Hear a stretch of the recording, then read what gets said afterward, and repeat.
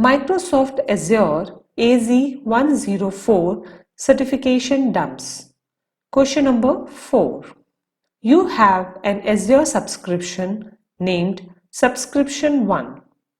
You have 5 TB of data that you need to transfer to Subscription 1. You plan to use an Azure Import-Export job. What can you use as the destination of the imported data? Option 1. Azure Data Lake Store. Option B. A virtual machine. Option C. The Azure File Sync Storage Sync Service. Option D. Azure Blob Storage.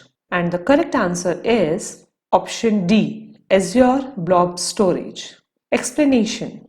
Azure Import-Export service is used to securely import large amounts of data to Azure Blob Storage and Azure files by shipping disk drives to an Azure data center.